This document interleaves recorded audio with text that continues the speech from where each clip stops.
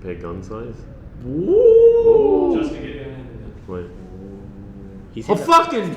This guy's hand's massive. I forgot how big his fucking hands are.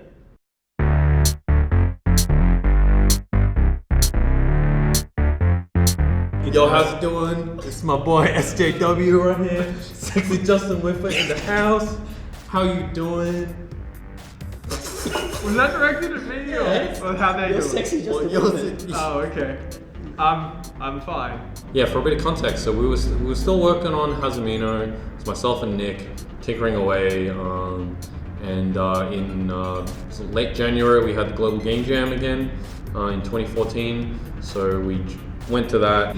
The theme was, and you get this on screen, was that you don't see the world as it is, but as you are. That sounds Pretty close. much. Something like we that. see the world not as it is, but as we are. As we are. Should have just Something LD like that, yeah. So what game did we instead- have before we were going to this? Yeah. So it was a puzzle game which was based around two players seeing different views of the world. So they were like, like lab rats, and you're in a maze, and Gotcha. different rats could see different colors or something, and you'd have to talk to each other to solve puzzles. But we couldn't be bothered doing network multiplayer, so we're doing split screen. But as we're doing split screen, we were like, oh, the game won't work because each player will just look at the other person's screen and there's no point in communicating. And then we're like, oh fuck. So then at a certain point we were all kind of like grim looking at the floor. Yeah. And then I was like, oh, what if we make it about the screen cheating? Yeah. And they're like, oh shit. I think Really it came together super fast. Yeah. So I don't think it was the first night by like 9 p.m. or something, maybe 10. You had already done you just had like standard like run and shoot kind of prototype. We had a gun, we had like a sort of scaffold of a map. Yeah. You had all the players joining. That was like kind of it. And then we just spent like the next 2 days on like level design. Yeah, like 2 days after the jam, I think. Or maybe even 2 or 3 days. I got on a plane back to Sydney and my parents might have given me a lift.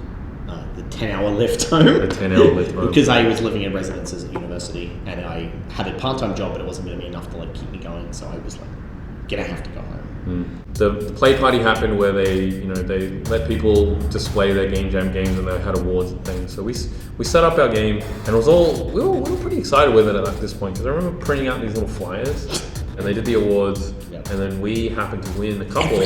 Everything. We sweep them Got up. it here, yeah. Yeah. So that was what surprised me when I approached you guys. Yeah. So then Surprise Attack Games, publisher from Australia. One of them was there, Chris Wright. Oh mate, maybe who's literally right. Is he like? He's 100 meters away from us, right? Yeah. That way. Yeah. So Chris came to us and he's like, in these words, he's like, making a cool game. Let's do the publish of the game. Can't remember exactly what he said, but he was like, hey, you want to talk? Yeah. And we're like, oh, publishers? Yeah. For us? Yeah. Little world us? So me and Justin were just like dumbfounded. Yeah, I do remember getting some very excited messages Yeah. being like, oh, we want some awards. Oh, and a publisher. Yeah. Oh yeah. Yeah. Oh yeah. And we're like, oh my fucking god. and then okay, so then we had a meeting. I was by myself in Sydney cracking a bottle of wine, just Yeah. drinking. I'm pretty sure Right. like Surprise Attack were like, do you want to do online for this game? Is this a good idea? And we were like, we never really thought about it at the time. And then we implemented it using Photon and it just kind of worked. Yeah. And we were like, this is great. Got it working in a few days. Definitely a good idea. Mm-hmm. It won't affect us negatively at all in the future. No. I remember getting an email saying we didn't get into Gamescom and being super sad. Oh yeah. 'Cause I was like crying, like, Yeah. if we don't get these events, we're gonna like we're just just fail gonna- at yeah. launch. Yeah. Because I don't know, at the time I think Yeah. the general wisdom was like all PR for indies is events. Yeah. Yeah. That's different now, but at the time it was like the only way to get press attention was events. Mm-hmm. I think this is before Yeah. YouTubers dominated the scene. So we're all kind of tinkering away at the game, and then we had our first ever convention. So that was AvCon, was in sort of mid to late July. Yeah. So myself and Hadley headed over for that with a few of the Surprise Attack people. And we were expecting it to just be like such a local convention that there wouldn't be any press at all. Because we were like, it's a little tiny Adelaide convention. And then I remember getting this message either from you or from Surprise Attack. They were like, oh, there's a Kotaku article about the game. And I was like, wait, what? And like, so this article comes up on my computer and I'm like, oh, sweet, we got press. Oh wait, our press kit is from May. So we had screenshots of the game that were like, it was the screenshots were like screenshots we had given to Surprise Attack so they could start blocking things out. And at that point, the screenshots we had were like the game just after the game jam when we had started building new maps but hadn't redone the art style. The UI was exactly the same as the game jam, so I had these weird little umlauty kind of like detailing things. The font was fucked up. Yeah. It was still vertical splits instead of horizontal splits. And it was like the lighting wasn't baked properly, so everything was just super artifacty. So it basically looked like a PS1 game. It was really ugly. We didn't think at the time that we could basically send in new photos and say, hey, those photos are super out of date, please replace them. But then the article got reposted on Eurogamer. There were a few things, right? Wasn't there also? And then it got on PC Gamer. There was some famous dude at AppCon who tweeted about Chris it. Right? Avalon? That, yeah. The next thing was PAX West, right? So we were just developing in the meantime, adding more content. And then we were like, let's do PAX West, because the Mega Booth was a thing at this time. Because we didn't know how to do conventions. So the AppCon one was just like a table and a TV, and Surprise Attack helped us with the TV. And the booth was free. And the booth was free. Whereas like PAX West, we had to all pool our money together. We all invested the money for the hotel and the flights and the... we sent all 4 of us, which was crazy. So we went there, we got a really good spot in the Indie Mega Booth, like right up the front, opposite Sega and Hatsune Miku. We managed to meet with Sony America and Sony Europe. We met with Xbox and made a bunch of contacts at ID at Xbox. We even met with some Nintendo people who later we know now. You know what the one thing that was? We all got really good at delivering a pitch. It was 2 sentences when we arrived and it was 1 sentence when we left. And there were a couple of things like we didn't know that like we could take shifts, for instance, and some people could take breaks. We were there at the same time. We were always there at the same time. We were standing the whole time, so fucking everyone had sore feet. Hadley's feet were like bleeding at the end. Do you remember that? Yeah, he was like fucked up. He was walking like he was doing like the clown walk at the end. I was like, oh my god, what the fuck happened? But yeah, we had such good traffic. There were so many people coming in, like consumers. We had heaps of press. People were talking about us on panels. Well, like I heard Game Grumps. And Idle Thumbs as well. And Idle Thumbs, and people came from the panels.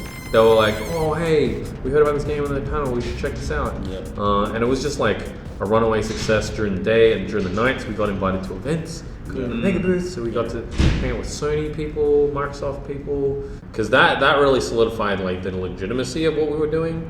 Because working in games is always like a pipe dream. It's something that you want to do, but like it doesn't really happen. And if it happens, you're probably going to be like eating peanuts for the rest of your life. But we had a game that was like people really loved, and there was excitement to work with us on it. Because actually, leading up to PAX, we had no movement on consoles. Nothing. They didn't seem to give a shit. But then when we actually met those people in person, they were like, "Oh, this game is awesome. Let's get it on the PlayStation. Let's get it on the Xbox." And so simultaneously at PAX, we launched our public beta. Oh yeah. So we put the game on pre-order, and we started a public beta, which went for a month. I remember printing out little flyers. People to try and more shitty flyers. These were beta flyers, though. And then when the beta ended, we're like, it's good, we can relax, we can just finish off the game, and then we can release. I think at the time we were scheduling September. Maybe we had already pushed back to October at that point. And then we started getting messages on the forums from people like complaining about no one playing on the servers. And we're like, how is anyone playing our game when they're not allowed, when the beta's over? And we found out that anyone who had purchased the game during the beta, or just at all, or in pre-order stage, was just able to play anyway. And we had to make a decision between turning that off, it was possible to turn it off then, or just letting them play. And I think we were so naive to think that we couldn't take anything away from anyone, that at the time we were just like, well, I guess they have access to the game now. Oh, so we just left it. And then we just left it. Oh shit. Yeah. This is the time when everyone already knew that like October and November were a bad idea to launch. But we were like, I think at the time, that is like... I had just moved back from Sydney in July. So I moved back to Melbourne before we went to PAX. I know that because I remember getting a lift home from one of you. So we had when you launch on Steam, you like prep the assets on the website and you can preview and you're like, okay, it's all good. And then I remember we launched and then I was like, I'm gonna sleep in on the launch day because there's not much I can do. I think we did the same. They were just like, let's try not to look at the numbers too much. I remember getting a message from someone at a publisher who doesn't work there anymore, and they were like, Nick, okay, your game is being featured. This is the time of like manual featuring, so we were getting a feature and it wasn't clicking. They weren't getting enough clicks on the banner image. Steam. On the Steam page. So they were like, and it wasn't converting sales. So they were like, you have to change the banner image now. And I'm like, man, it was like 2 in the afternoon. I had just sort of gotten up and had coffee and done some stuff. And I'm like, dude, there's nothing we can do in like the space of like, because the feature was 24 hours long, and it had already been featured since like 2 a.m. I think. Like our launch came out, we didn't get any real traffic. I think we managed to page 10 on the top sellers. Yeah, what is it? We sold page 5 maybe. Yeah, we sold 350 copies roughly 350 on the launch day. 350 copies on the front page of Steam. Yeah, how about that? This is like front page of Steam back in 2014 with manual featuring, and it's still only converted that many. And I like, honestly, the game was super unstable, but our review score was very high. And then it just kind of died off really quickly after that.